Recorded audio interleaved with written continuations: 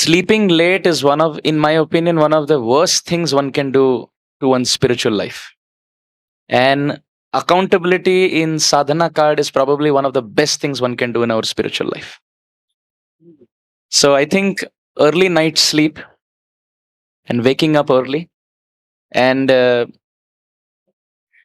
not wasting time, early morning time. Some mistakes that I have done in the past and I see devotees do also is to see their phone as soon as they wake up. It's the worst thing one can do. It's a killer of one's time. World will wait, messages will wait, communication can wait. I think sleep time from around 9 p.m. to around 3:30 is the best.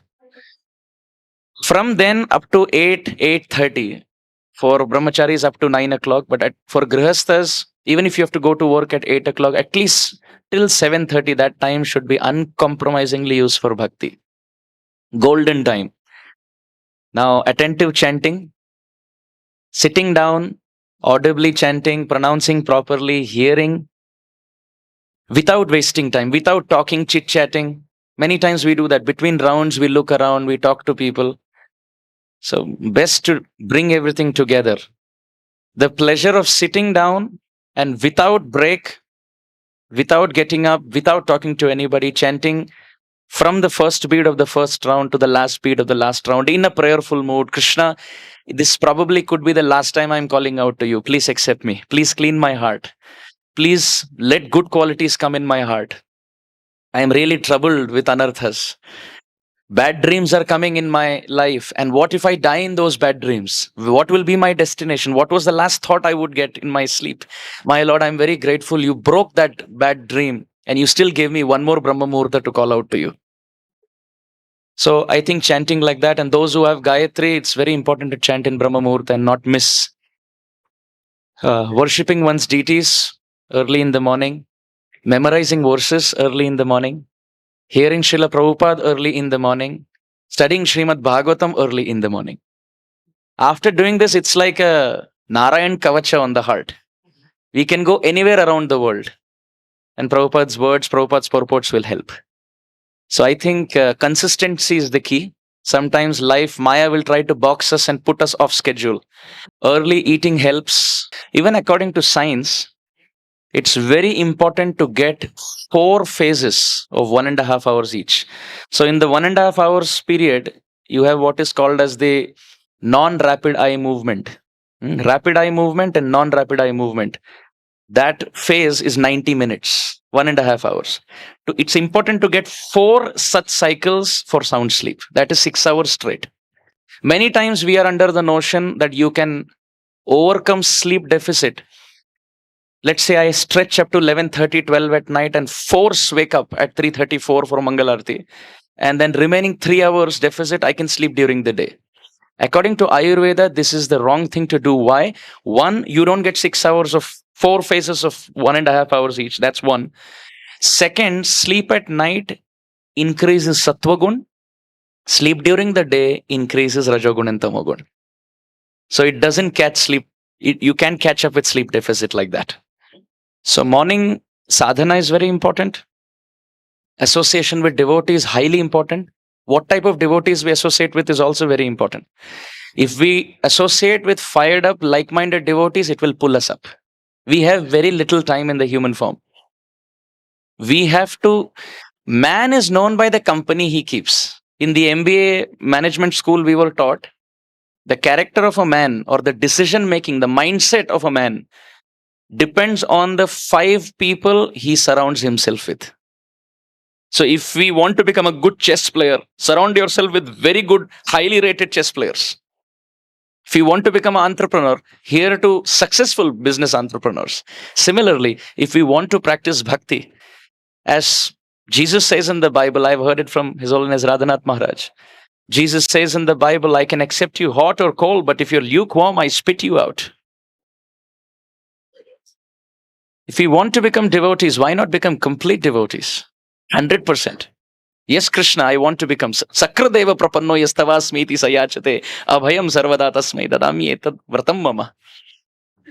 So strong morning program, discipline, consistency, uncompromising spirit. But one thing I can say, one mistake that most of us make is we compromise on our health. And that is a big no no for me, because the candle that burns on both ends up burning half compared to the other candles. Candle is supposed to burn only on one end, not both ends. So we know for sure we have to wake up early. And actually, it's a fact. Even Indian classical music, I'm going to just give an example. You see any great singer, any Padma Bhushan, Pandit Jasraj, Pandit Bhimsen Joshi, anybody who succeeded on the path of Indian classical music, Balamurali Krishna, anybody, they would say the best time to practice singing is early in the morning. Because after 6 hours of voice rest, it's because all day long we are speaking. So the vocal cords are tired. But after 6 hours of sleep early in the morning, when we wake up and you start practicing, that's the best thing. Actually, one very senior Indian classical vocalist was saying when he was small, he was young, his teacher used to wake him up at 3:30 in the morning. He used to pull the blanket and say, "Betho, sa karne betho." Sit to sing sa. Until the time the sa was not proper. It's like, wapas, again. So for singing, for military, for army, even other fields, you see even cricketers, they're very, very pakka about their fitness. So when as devotees, we know our morning program is important, our morning sadhana, and actually more than 50% of the limbs of bhakti are performed in the morning itself. Circumambulating Tulsi, watering Tulsi, taking darshan of Krishna, dancing, singing, doing Harinam Sankirtan, the first thing in the day. What great fortune! Offering worship to Sri Guru twice through Guru Ashtakam and Guru Puja, praying to Nrsingadev for uprooting anarthas, chanting Shikshashtakam, Prabhura Shikshashtak Shloka Jai Pade Shune, Krishna Prema Bhakti Tar Badhe Dine Dine. Kaviraj Goswami has given Phalashruti to Shikshashtakam. So, and then chanting Japa, hearing Bhagavatam. So we know morning has to be pakka. So that candle is already burning. Now, night also, if we take it to midnight, we are burning the candle on both ends. And this is what we do. And it makes us groggy throughout the day. So that's burning the candle on both ends. So health is very important. And that means sleep. That means amount of water. That means the time of food, the quantity of food, and the quality of food.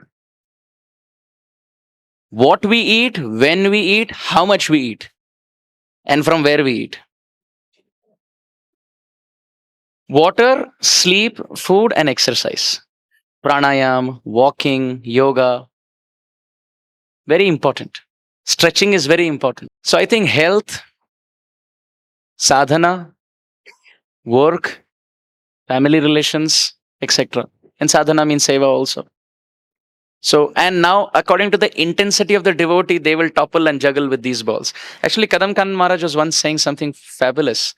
He said, our health, our sadhana, and our seva, which means seva could mean to family, to work, to Krishna conscious community. He said they are three balls: our health, our sadhana, and our service. And he said continuously it's a juggling act. While two balls are in the hand, one ball must be in the air. So we want to make sure it is our life. And we want to make sure that we want to set it right. How we utilize or waste our time, only we are responsible.